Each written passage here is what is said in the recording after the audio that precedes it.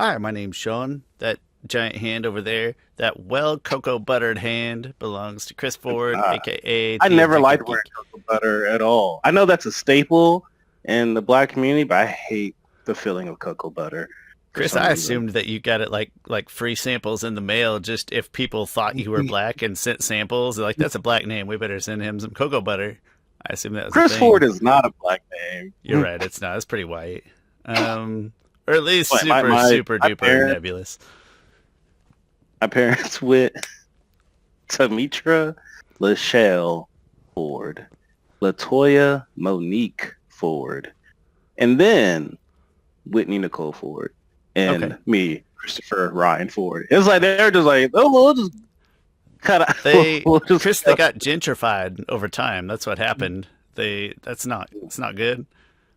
Uh, I've got a sister named Sharina, and I have never ever heard oh, of a white person with the name Sharina. Sharina. Sharina, That's cool. but when you grow up with a sibling so like I grew up in an all white community, Chris, we all know this, and I had a sister named Sharina, so in my head it's just a name. And then I got to, I don't know, it's like college or something different. And I was like, yeah, and my sister Sharina, and they're like, oh, your sister Sharina? I was like, yeah, like a half sister or a stepsister. I was like, no. And that's the first time it occurred to me. That's not a very common name. So my parents went Chris, Randy, Jordan, Shawn, and Sharina. Oh, that's a cool thing. I remember Yeah. one time I was at work and when I was early in my career, and someone was trying to think of someone's name, and his coworker of mine was like, "Yeah, she had a really interesting, like, unique name that I never really heard before. It was, I think, Latoya." And I was like, "Latoya? That's a normal name. That's my sister's name." Like, Yeah, to you it's yeah. another name. Like, you know how many Latoyas I know? Honestly, like that's not even a made up name. There's Latoya Jackson, Latoya Lockett, Latoya. There was a bunch of Latoyas. Granted, they're all black, but I knew it was a pretty common name. Well, yeah. Heather would come back occasionally from the hospital in Topeka, where Topeka is probably more diverse than people would expect. There's a big Hispanic community, probably higher than average in the state of Kansas, at least black population. But then also there are, I don't know a nice way to say this, some very rustic people in the Topeka surrounding areas. And so Heather would come back when she worked at the hospital, like some very, very unusually rural names, rural white names or rural names. How am I trying to say? Really trashy, Chris. I'm just gonna say it. What did I Super duper guess? trashy names across the spectrum, and it was usually at the hospital, which sounds bad, like a bad coincidence. But I think that's just because the other names don't stand out to you. I don't think there's a correlation there. I Anyway, saw something about how Game of Thrones characters just sound like a bunch of black people. There's Tyrion,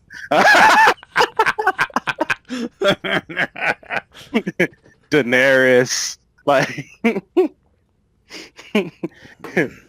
Theon. Like you telling me Theon? I mean, well, Theon is probably, it, but well, and we're just talking about basketball before we hopped on. That before we started recording here, all the great names in the world, Chris, and the black people on our team were Chris, Will, Kyle, and Mo. Come on, killing me. I actually don't know Mo's full name though. Moriba. Moriba? Moriba. Yeah. Um, remind me, is he Caribbean? Yes. Yes. Grenada, I believe. Oh, nice. Chris, what have you been up to this week? How you been? Um, Short thing on me. Night of the Seven Kingdoms is great. Speaking of Game of Thrones, really great show. I think you'll like it, Sean. We talked about it, but It is on my list. I just finished Twisted Metal, which is not honestly that good, but I am ready to move on to Night of the Seven Kingdoms. it's a very self-contained show. There's no type of like almighty power or power struggle. No big, huge, like if we don't defeat this, the world ends, or even the city ends thing. It's very focused show. I like how well you know how to like hone in on my buttons. I appreciate and respect that. And that's Max too, right? If it's Yeah. Thrones, And it's you kind of, it's the funniest Game of Thrones show you would is it not find. written by George R. R. Martin? Like, did they finally No, just make a thing? no, which is probably why it's good. They stuck to it. So this is like a side story called, I want to say like a hedge knight, the story of a hedge knight or something. I think that's what the book is called. But George R. R. wrote it. It's just like a story of one knight, an attorney trying to make a name for himself, and what happens after that. Well, not after that. I don't know what happens after that, but there's one episode to go. There's only 6 episodes. They're like 30-minute episodes, and it's the perfect amount of time. I love 30-minute TV shows.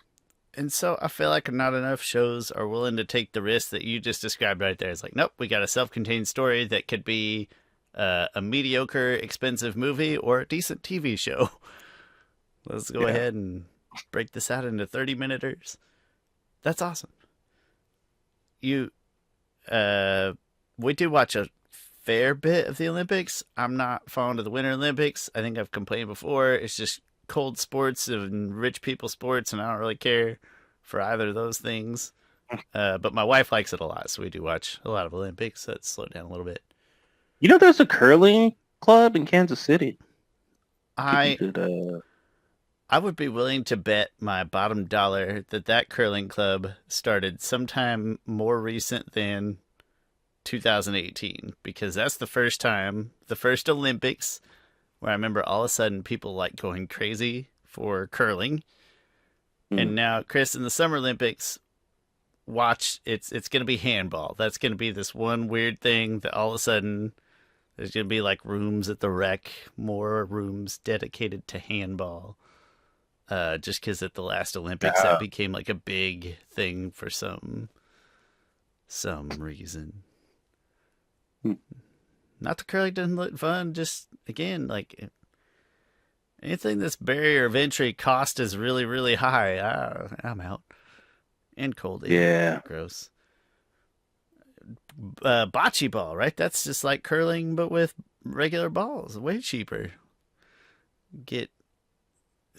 Is that Jewish, or am I incorrectly associating bocce ball with Jewish? Bocce might be not ethnically tied to any group.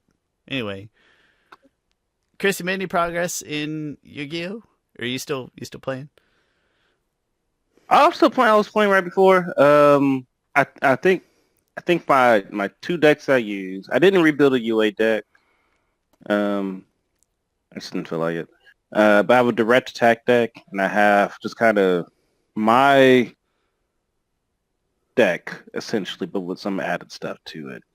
I say my deck, the type of deck that I would like to make. There's this card that I like to use in my direct attack deck where it's just like a player has to pay 500 points to play anything from their hand. And I'm like, let's add some cost to these things, not just playing willy-nilly here. Like we're shuffling cards pretty much. Got to pay for that.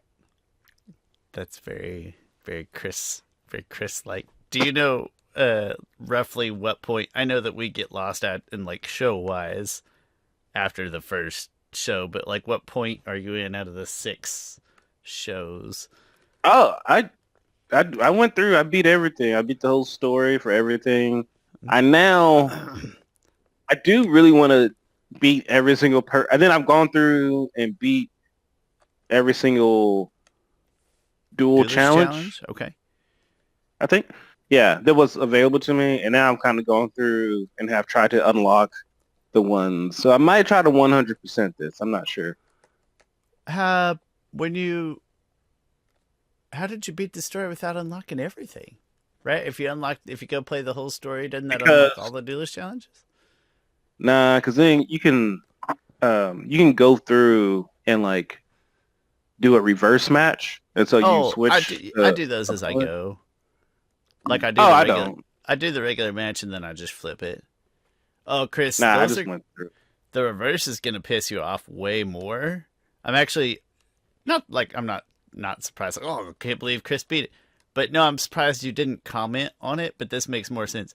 Chris, you're gonna go back and you're gonna play these reverse duels where you're gonna play Yugi like 3 or 4 times, and you're gonna play Jaden Yuki like 3 or 4 Yeah. times, and their decks are Mhm. trash when you're using them, but when the computer uses them, they get all 3 of their graceful charities in the first hand. Every damn time, Chris. They're just graceful charity, graceful charity, graceful charity. Every time. It's gonna piss you off. I'm not gonna lie to you. Not that There you'll are lose more. sometimes It's I'm just way like, more annoying. okay, this should be an easy duel. This should be an 8,000-0. And I'm like, why am I losing to Joey right now? Like, why am I losing to this third-rate duelist with the fifth-rate deck or Fourth-rate what? deck.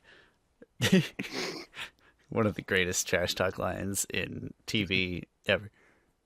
Chris, the answer is they get their trash cards faster than they should, and Yeah. they're trash. No, well, and then you play It's a those hard same part. characters more often. So like I'm in that second session. I'm almost the end. Just a regular deck. I've got Seal of Orichalcos in there, and then just 5 or 6 tribute monsters, and then just good cards. I don't know how else to put it. Just for fun.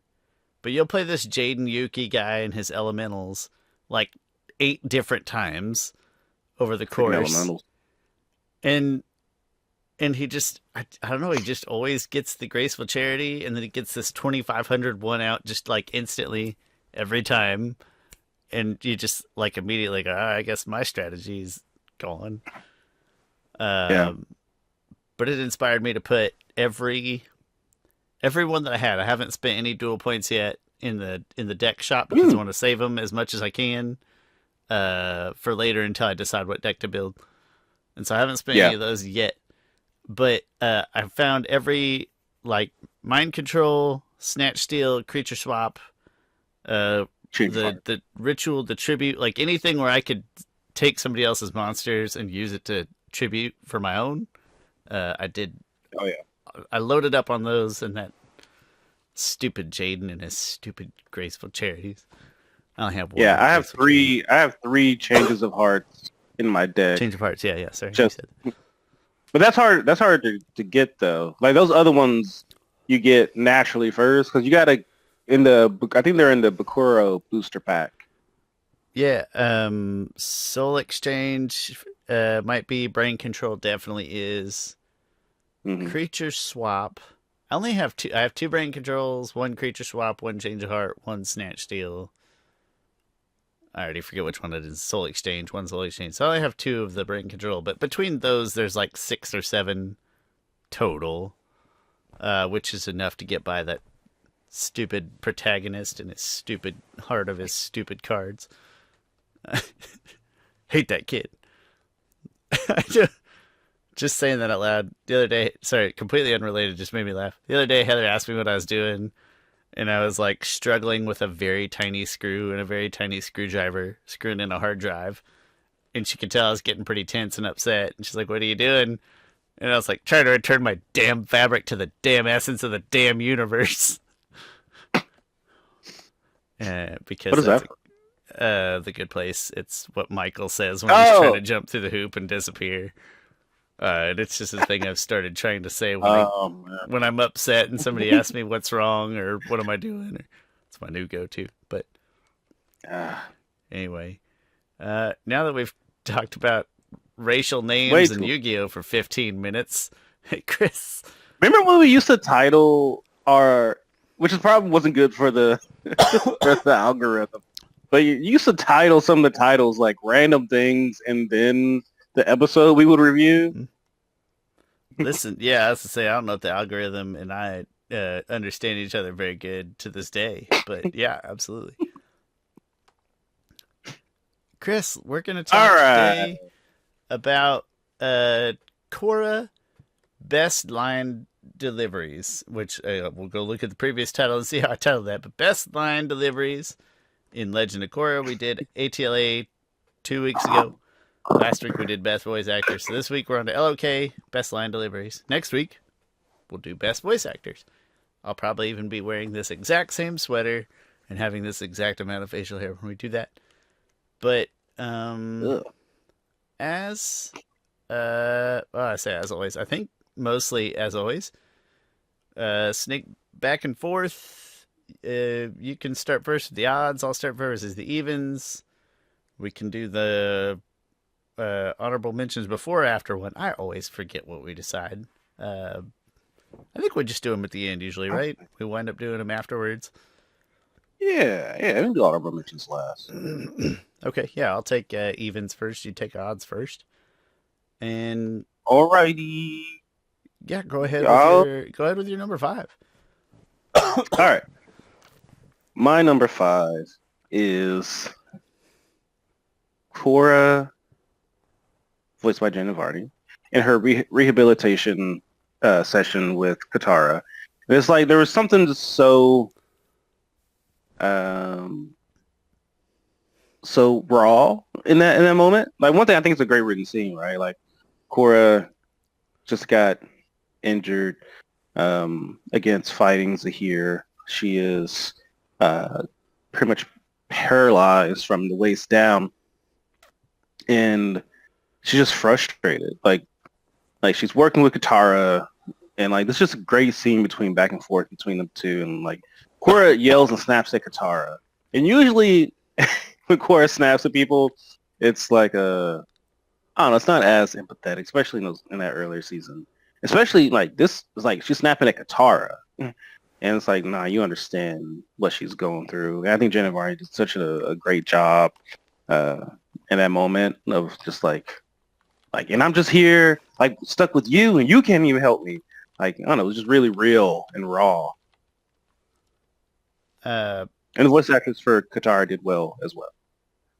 And what was the actual line there? Because I actually either didn't hear it or I'm confusing it with a different line that I thought about pretty hard. What was the literal line? It's like, is it the I don't feel strong anymore? I mean, honestly, the whole thing is just the whole interaction. Okay. Yeah, well, there didn't have to be one specific line.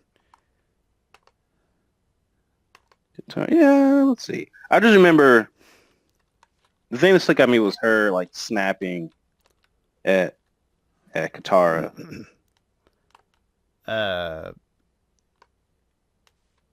I thought pretty hard about a line that I think comes from that sequence. I don't think I ended up including it, but you can correct me when I get there. That's a very potent sequence and a very good display of Janet Varney's like vulnerability, or how she makes Korra vulnerable.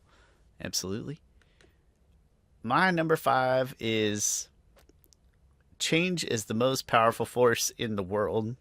I'm gonna say this could be not biased, but this could be me like conflating a couple things. But it's just a phrase that I really like.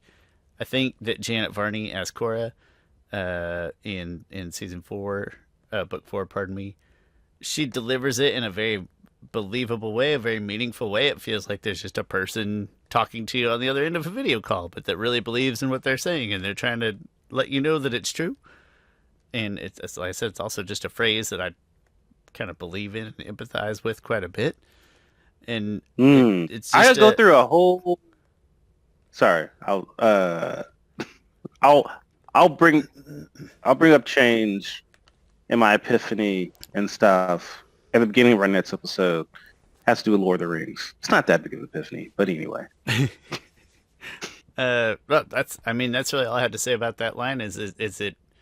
I mean, just at its face value, it sounds like a title of a self-help book or something. But yeah, there's something about the way that Janet Varney says it on the other side of the screen that makes it feel like she's just talking right to you, like you're having an important but meaningful conversation with somebody who cares about you.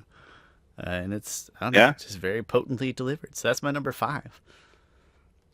My number 4, I went from kind of wordy to not wordy at all. My number 4 is just Kuvira saying, you are weak. Just Kuvira saying, you are weak. And she delivers it. It's so sharp. It's so hurtful. It's a perfect embodiment of who Kuvira is as a villain. And just I don't know. It's not that you don't already know quite a bit about her. That's just like, was it halfway through the season, I think. And I think it's just very telling of exactly A, the kind of villain that you're getting for the rest of the series, and B, like, oh yeah, I guess this person who has this empathetic cause maybe isn't really all that empathetic, right? We're starting to see some of the empathetic exterior unravel a little bit. And again, just the way that she delivers it, it's almost scary how it's so cold, Yeah. so sharp. So just I recently, you are weak. I recently, I recently came across a random video of someone being like, "Yo, I'm rewatching Legend of Korra, and like, I didn't give Kuvira her flowers enough. Like, she is a menace. Like, she is a villain. Like, she could have, like, she reunited the Earth Kingdom. Was like, reunited Earth Kingdom, but strong arm people into doing it. She manipulated all these different ways around it. She didn't settle for it. She could have went after Zaofu. She had Republic City, like, and then they kidnapped her fiance, and like they were willing to give her everything except Republic City, and like, hey, just. But she was like, nah, I want it all. You take that trash. We just leave us alone. Honestly, Republic City's GDP is probably more than the Earth Kingdom. Yeah, it could be the whole. Listen, industry hits. No, she also not that I have huge issues with the mech bending. It's just not my favorite part. Her non-mech bending, like just her metal bending, is in my mind like the best possible way to offensively use metal bending. I love it. I think it's fantastic. As much as I like the steel cables and whips and stuff, like, no, what she's doing is way smarter and way better, and I love it. So good. Like the way that first scene. Yeah, the very first one with the criminals. Like she, just hooking them, like, and then like magnetizing them all, that they all just connect and they all like magnetize and stuck with each other. That's the pinnacle of like precision metal bending, and it's beautiful. Yeah. And not a cut on them, or at least that the animators animated. No, that's great. So yeah, my number 4, Kuvira saying you are weak. Speaking of Kuvira, my number 4. I probably could have chose different ones, but this is one that stuck out to me. Varric and Bolin on the train after they decide to betray Kuvira. Like, they're both like, Kuvira's crazy, and then Bolin is Varric. Varric makes it to where the train is going to blow up. Then Batar Jr. is like, why would you make like, the whole thing is confusing. He makes the train is going to blow up, and then he's like, this train is going to blow up in like 20 seconds or 30 seconds. And then Batar Jr. is like, what are you talking about? He's like, everyone sees him. And then Varric pulls out a trigger. And then Varric is like, I have a trigger. And then Batar Jr. is like, you just told me that it's set to a timer. He's like, well, yeah, at first I thought I set it to a timer, but then I thought you might try to trick me. So then I made the trigger for it. And then that whole interaction is hilarious to me. And like the actor, Varric's actor, John Michael Higgins, just delivers it so good. And then Varric's dealing with the betrayal of Julie. He's like, they'll be talking about this in the history books. They'll tell her names like, hey, you remember that guy who got Julie until he Varric himself? Like, for a show to like talk about killing yourself because your heart got broke, but in like in a PG-17, he vericked in the himself. in the cutest way possible. Buried himself. Yeah, that Oh whole my interaction goodness. is great. There's other Bolin, those two, just gosh, just so great together. Yeah. Oh, the one scene I just got done watching this episode, that literally before we recorded, watched this episode where they're all on a boat and Eska is mad at Bolin because he stood her up and she's after him and Bolin's like, can you ship?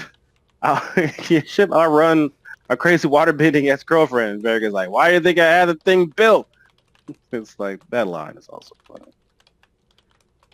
What's the one man? He's got like all of his lines are so well delivered, and they're just not all that impactful, right? But his delivery on all of them is so good. What's the one about being? I'm not a something criminal. I'm a visionary. What does he say? Something like I can't remember.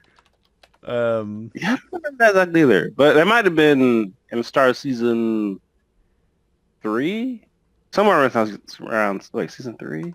I'm not a Yeah, because they go to blank. the I'm a medical plant. visionary. Yeah, And then he's talking about his alleged crimes. They're like, he's like, it's allegedly. They're like, you were never tried. You never tried. It's like, man, it's not my problem. it's it's a super weapon, like a regular weapon, only super. Yeah. He's so good. Uh, Is that your all right. four? That's my 4. Okay. Yes. Okay. All right. My number 3 is just to have a complete change of. Oh wait, 3, 2. Dang it, I'm going in the wrong order. Whatever. Um, I will just move a number. Oh yeah, that's way too low anyway. Last minute shift. Listen, we're flexible Oh, here. that is why I did that. Okay. 5, 4, 3. Great. Okay. Not a shift. This is like a really small scene, but it freaking hit. And I think the voice actor had one line, and he freaking killed it. Season 3, end of it. Korra battles Zahir. The battle is over, and Korra is slowly dying, and Korra's dad holds her. He's just like, Korra, like, I'm here. And like, and she just dies in his arms. Gosh, I kind of forget. He says, dang it, what does he say? Oh my gosh. I just remember thinking that moment was just so well acted by that voice actor. He just says like, oh, I'm here. Like, I'm just here for you. Like, it's so simple. It's a simple line. But I thought he delivered it really good. It's not coming to me top of mind, but I'll have to look it up. Like, I think we did a nice job in Avatar of like we had some lines in there that maybe weren't the most. We did have more a lot. Well, but we had some like really nice lines. It's like, it's not like a huge, super duper climax point of the show or whatever, but it's just a really well delivered line. I don't know if I did as good a job in this one with that, so I'll have to watch what you're referencing right here. You said it's in season 3? Wait, there's bonus stuff in here? Huh. I was just on Prime looking at... Maybe I've seen these before. I must have, because I have the Blu-ray. Huh. They have the bonus... Well, kind of shout out to Prime Video. They have the bonus features on here. Well, maybe it's Paramount. That should... Because I have Paramount through Prime. Anyway, 1 second. Let me see what this is. Because I'm curious. Skip intro. Wait, just go to the end here. Dang it, can I not? Oh, okay, there we go. Okay, Korra's about to die. Where is the... Oh no, she survives. Die? You're alive? Okay, right. He says...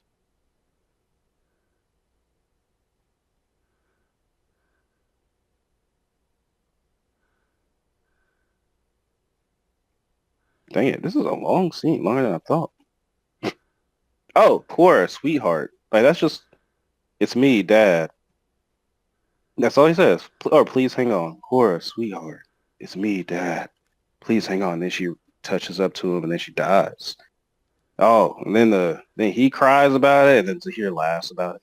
But I don't know, it was I think I think while I think we're having a little trouble, at least me having a little trouble remembering some of these lines, that's a testament to the voice acting because like I feel like a lot of times we boost or all sometimes we often boost line deliveries because the lines themselves are so great.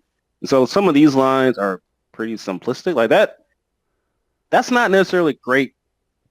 I'm not like, oh, the dialogue there. It's just Korra, sweetheart. I'm here. Like, please. Like, that's a pretty, I don't know. So it's just a more simple line. I But found delivery was great. I found this list a little harder to put together just because of the overall tone of Korra is just more dramatic across the board for better or worse, whatever. But I found it more difficult to put together this list because there are every episode maybe has more lines that feel like kind of more intensely delivered than there was in Avatar. So I found it a little harder to choose from, and I think that's kind of what you're referencing. Maybe not. Feels like it. Yeah. Is that are we on? That was your three, right? 3, yes. My number three, and I started off thinking that it'd be my number one, and it just not quite. But when I first was like, oh crap, I got to make this list. This is the first line I thought of, and it was it's Amon at his rally when he says, "I am the solution," and essentially he demonstrates the ability to take bending away, and I think that's such a cool. First of all, it is a really good delivery. I think you can make a case for it being 3, 2, 1, whatever, or for not being in the list if you want. But I think it sets a really good tone for what is a very good season of Korra and a very good villain, and B again just kind of for the quality of the intensity and the drama that you're gonna get throughout Korra. It's so big and so crisp and so impactful and kind of at the first watch pretty unexpected, I think. At least I don't think I expected that to happen. And again, just a nice, crisp, cold, cool delivery. And he says, I am the solution.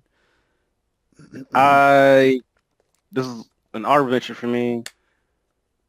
That is probably one line that I don't know whether it's because I've cosplayed as a Mon at least 3 times. I'm gonna try and go something different this coming up con if I have enough time to make a costume.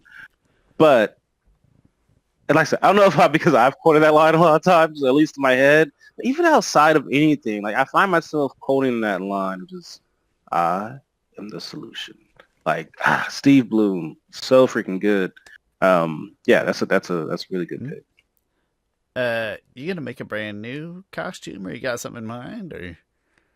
I'm thinking of doing a Toph Magneto crossover. Um, it wouldn't be that hard to put together. It's just a matter if I feel like doing it. Sure, sure. Like I got the helmet and I got to put certain tape on it because I got a Magneto helmet, and so what I would call the cosplay is, you have Magneto, you have Toph, aka the Melon Lord. This would be the Magnet Lord.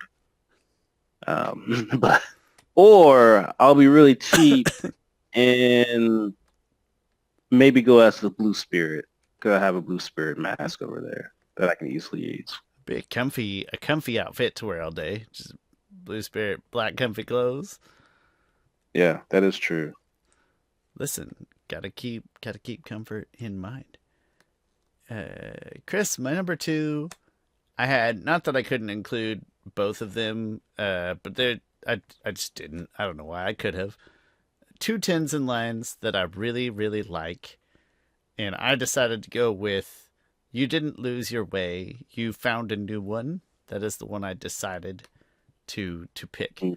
Spoiler alert: the other one that's in my honorable mentions, but could just as easily be anywhere else in the top 5, is the one where he's like, "If I'm still breathing, I'll." I don't Oh even my know. gosh, I forgot that line. If I'm still breathing, Dang. I'll still. What does he say then? It's Now I like feel. it's like not as long as I'm If not as, oh my gosh, I'm not as long as still I'm breathing. breathing, As long as I'm still breathing. is in line. What Not does as he say? long. But they're both. I know it sounds bad. We can't remember, but they're both great lines. As long as I'm breathing, it's not over. That's what he says. Mm. And again, great delivery, and it's intense, and it's kind of in a situation that you don't expect Tenzin to be in. I don't even know if I have a good reason other than that this line that I did pick is more representative of what you're used to seeing with Tenzin, which is just this nurturing, thoughtful guidance guardian of sorts when he's talking to Korra, and he's just, you didn't lose your way, you found a new one. It's so reassuring relative to the insane challenges of being the Avatar, the insane, unexpected nonsense, and the ability to adapt therefrom that comes with being the Avatar.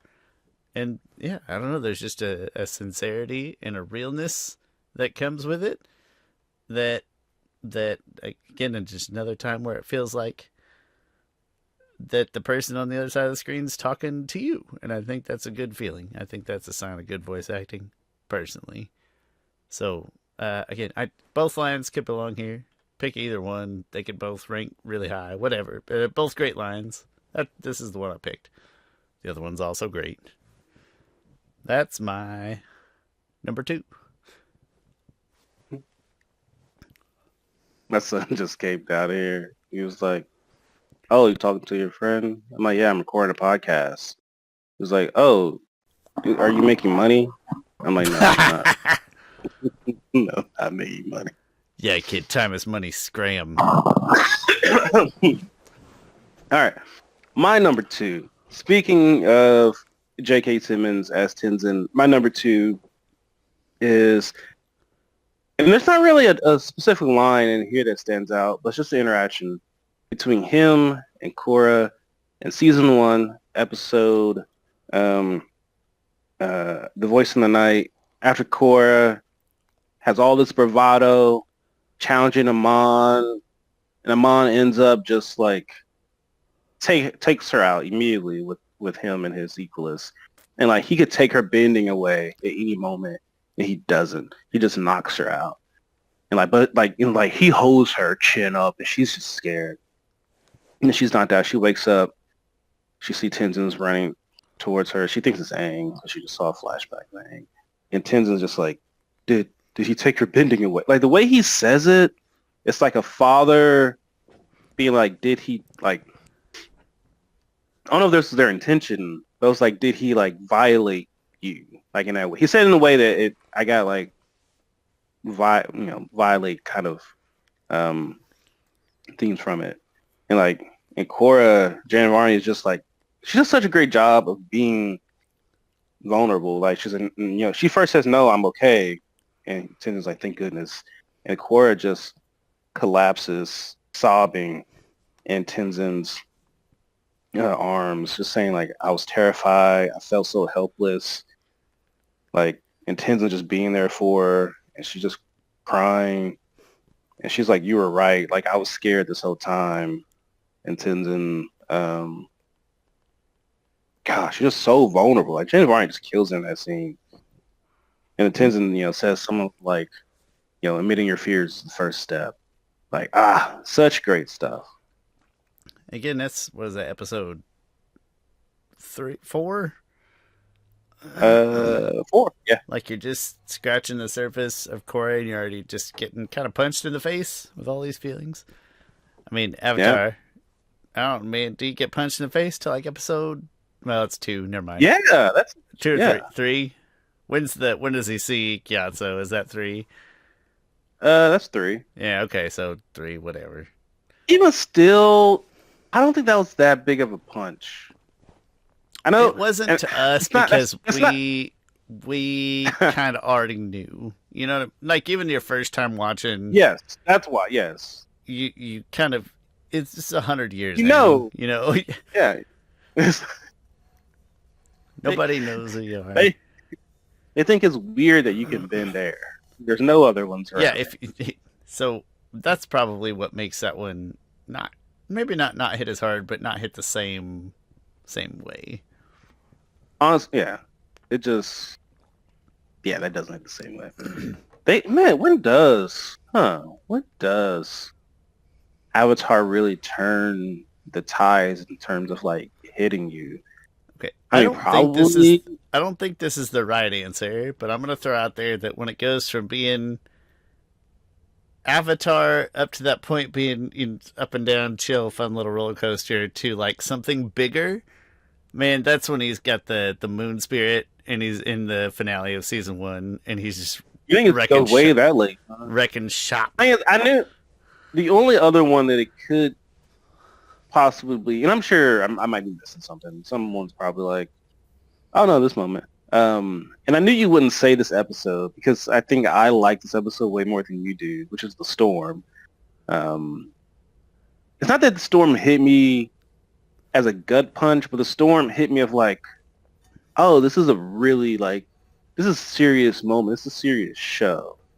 Like, like specifically like Zuko's story of it.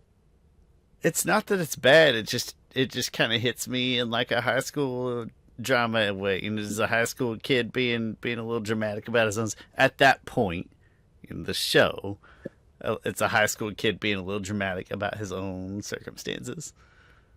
Not that There is something. It's a little different. So interesting, the difference between these two shows, because honestly it was, I think, harder to make this list, but I think there are certain things about the Legend of Korra that's just more relatable and more, I think, naturally humanly palpable. I mean, Like, it's that we're getting into taste preferences here. Because yeah, as I was sorting through it, I just, and it's the show type suiting the person. But I just thought it's so much more watered down because it's much more of a drama. Korra is much closer to a drama television show, and so there it felt like every episode had 2 or 3 lines. It's like, yeah, it's great, it's well written, it's well delivered. Just there's so much of it that the whole yeah, yeah. the whole thing, yeah.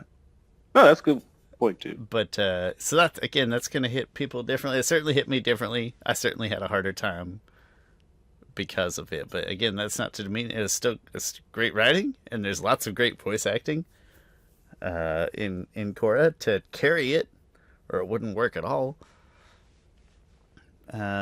Chris, let's go to your number one. That is probably the same as my number one. I think it's the same. Would have come up by now. My number one is make sure I didn't miss anything. Yeah. It might not be your number one. It's probably not. Oh. Maybe it is. Murder Suicide is my number one. When at the end of season 1, when Amon / Noatog is talking to Tarlok, it's just such a somber moment, and like Tarlok, played by D. Bradley Baker, who doesn't usually get the chance to voice humans. Just like it's like, just be, he just says like Noatog, and then Amon is like, Noatog, forgot the sound of my name. And he said something before, just like, it'd be just like the good old days. Yeah. And then Tarlok says, yes, it'll be just like the good old days. He just unscrews that thing and electrocutes it. One thing that might be getting just wrapped up in the whole moment, but great voice acting by Steve Bloom and D. Bradley Baker. So we did have different. I didn't put that one. Not that it wasn't really well delivered, but there wasn't. Once you say yours, I'll probably be like, oh yeah, I might forget that. Well, I just thought you would have it in your list somewhere, but I did to let go your earthly tether, enter the void, and become wind. It's dramatic, but the way Oh, that he says it, the way Zahir says it, you you can almost feel his little tether breaking. Like you feel like you can feel him empty, and it's just calm, right? It's not like super heavily emoted, but he just delivers it mm, in a way that's like, yeah, you can see him sort of emptying the last little bits of his mortal coil onto the ground, and then he takes flight. Like you, it just feels so right, and it's so there's so much conviction in there. Chris, the only reason I didn't include your line in the list is just there wasn't, I guess there wasn't a line that just stood out within that moment. You know what I mean? There wasn't a singular. I guess it just like the good old that is, days. yeah, It's a beautiful that is the, scene. yeah. I approached it just from scenes.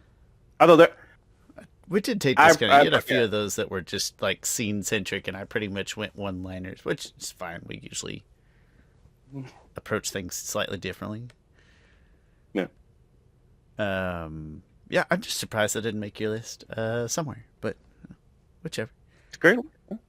Chris, my honorable Uh, mentions. As part of my honorable mentions, I just wanted to just point out I didn't put in a Varric line because there was not a single one. There's not a single line that I thought was heads and shoulders above the rest.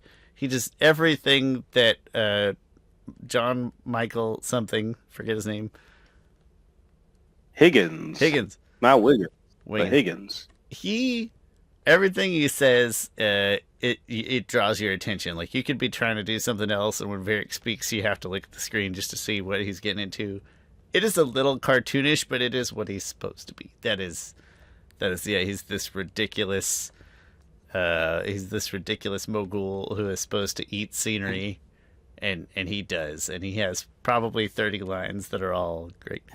What's the one about Yeah, women? The only way to deal with crazy women is to lie big and leave fast, or something like it. Just everything he says is ridiculous. I don't even remember that line, but Um, that's a testament to how much outlandish stuff he said. Like I can imagine how it would be in the booth recording with him. you would be hard to be in the booth with him, right? Without like keeping a straight face. Yeah. So I just put in my honorable mentions, and there's plenty of others, but I just wanted to note that he buys into his role 100%, and that's my biggest honorable mention. My second one I already mentioned with like Tenzin. Third one was Korra. I did have Korra mention where she says, "But I don't feel strong anymore," which I think is part of that interaction that you mentioned earlier. Not anymore. Right now, I don't feel strong right now, or I don't feel strong anymore. It's in the interaction.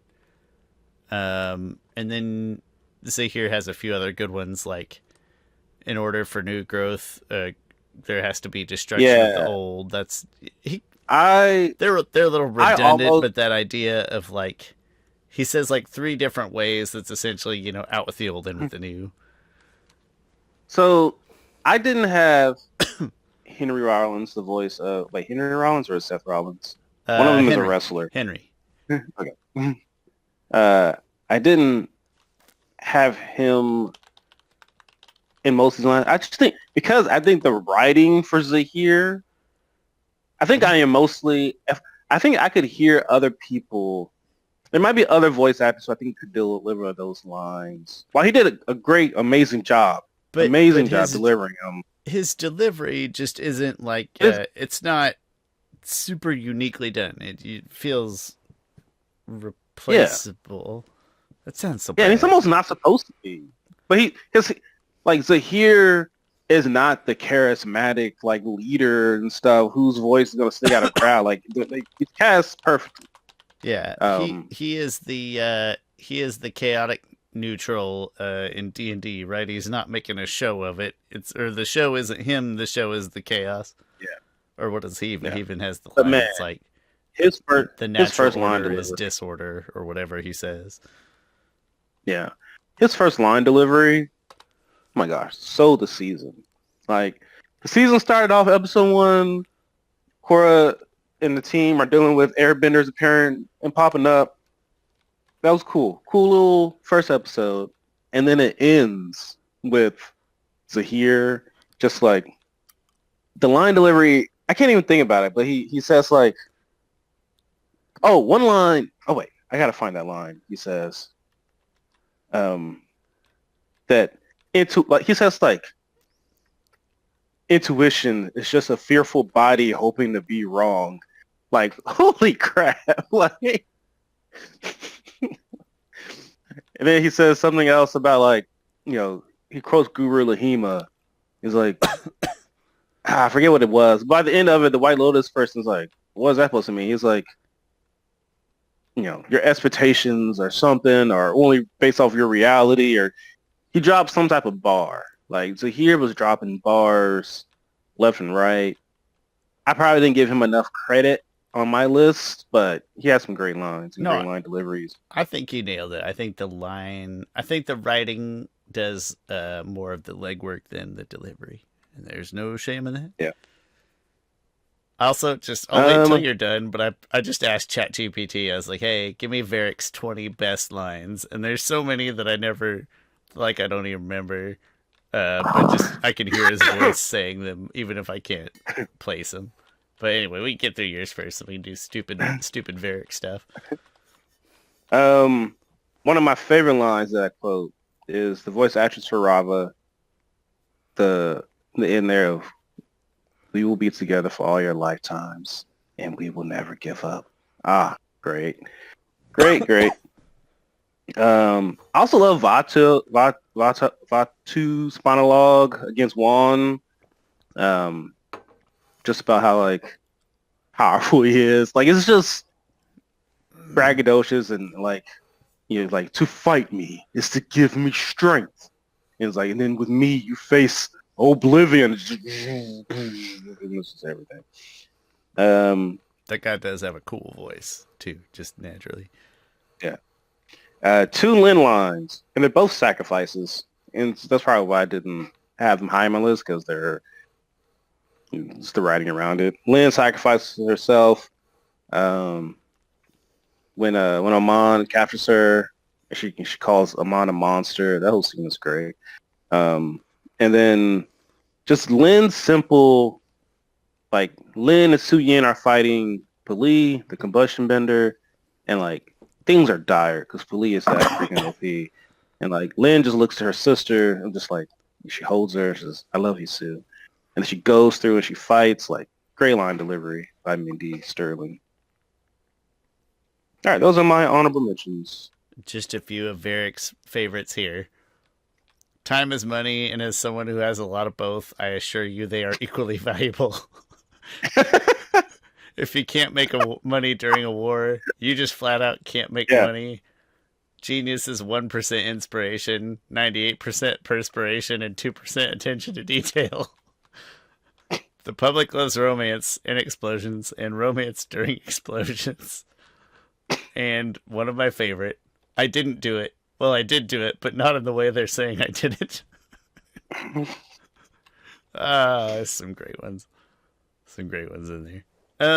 Hey, that being said, and hopefully we didn't tease too much, or we teased enough but didn't spoil too much. Next week we'll do best voice actors, so focusing in on the actors themselves. Actors. And we'll do that next week. Finished the Harley show. I loved season 1, and then I liked season 2, and then season 3. By the time I got there, I was like, I'm kind of over it. But I love Bane in that show. I love the portrayal of poor Bane in that show. But anyway, we'll do voice actors next week. Talk about great line deliveries. Tom Hardy's Bane. Gosh, man, love his Bane. Like, I was quoting his Bane yesterday. Like, I went downstairs and and I turned, my kids were down there. I turned up the lights. I go, oh, so you think I'm so ally, but you merely adopted the duck. I was born in it, molded by it. I didn't see light until I was already a man. And by then there was nothing to me but light. and then I choked on the kids. But he's so divisive. Like I can see why he's divisive, but it's upsetting the number of people that will bash on that movie, which has problems. That movie that has problems, I don't but know. they will choose that as one of their issues of like the silly voice thing. Like, no, that's great. I love it. And Tom Hardy, I don't know. But I didn't know that was a. For some reason, I thought maybe a few people like didn't like it, and I was talking to No, a ton of people don't like it. I was talking to one person on Twitter, and he was talking about how Dark Knight Rises is bad. I was like, what are you talking about? Like Bane's iconic. He was like, yeah, but in a funny way. I'm like, what are you talking about? Like, Bane is one of the most menacing villains, and his line deliveries are just straight up A1 all the way through. I love the movie. It is, all I will say is it's the least of those three movies, but it is not. I agree with that. It is not because of Tom Hardy and what he did. That is not the reason that it is the least of those three movies. Thing is, those three movies are just the best to me. Even after watching Lord of the Rings, it's the best. The Dark Knight trilogy is the best trilogy of anything. And maybe you'll hear more of my opinions on Lord of the Rings at the beginning of next episode. Of our next podcast, last ring bearer cast. You know what? I was going somewhere that didn't work out. I'll come back next week.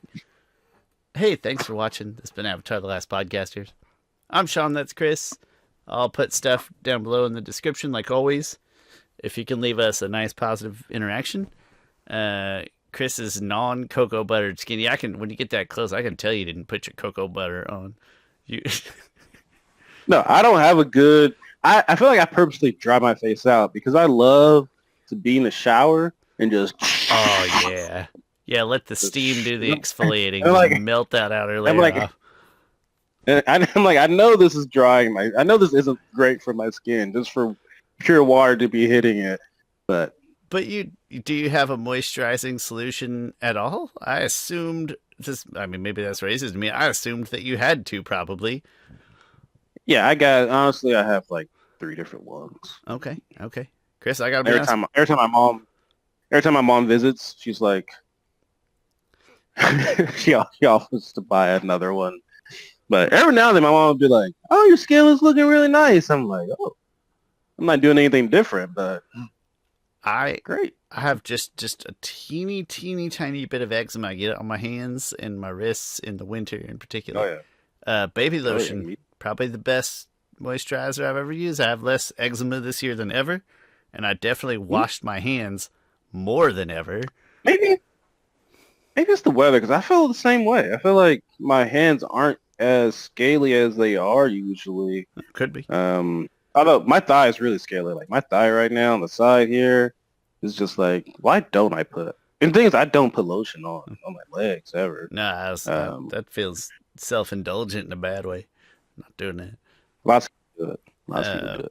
No, mine manifests in lots of tiny, very itchy bumps, and then certain places where my skin it'll just break, like it'll just bust open. But no, I've had less this year, and I think it's baby lotion, because I wash my hands like I got a baby. I wash my hands like 20 times a day. It's ridiculous. Oh gosh. After every change, or you'll get pink eye. I've been there, done that. I thought I escaped. Baby had pink eye, which he definitely got from another kid at daycare. I saw that kid at daycare when I was picking him up. As soon as I picked up Cam, I was like, damn it. And then Heather and Baby got it, and I didn't until like 4 days later. Like, I thought I was in the clear. They were both recovering, and then it manifested. Like, how did that? Whatever. I'm so glad. It's been stupid. Been a couple years, I think, since my kids have had pink eye. It's so freaking annoying. You have to go to the doctor and they have to prescribe you the thing. We were able to do telehealth now for pink eye, not for anything else. Like, they wouldn't give us baby. Yeah. Also had like an ear infection, but we did. But they wouldn't let us do it together. It was 3 separate telehealth appointments at $60 a pop for like 2 minutes. I think I've used telehealth for the same thing because it's like, we all know what it is. I don't need a doctor to tell me what it is. I know what I need for it. Just give me the thing. Yeah. And the doctor sees you. Oh, yeah, looks like you got pink eye. Okay. Yeah. Can you just also give me more doses for my sibling and my wife and son that also have it right now at the same time? No BS. Leave your positive interactions with us. Thumbs ups, ratings, reviews. We love them all. Comments. They're great. And come back next time and we'll do best voice actors and talk Lord of the Rings. We'll see you next time.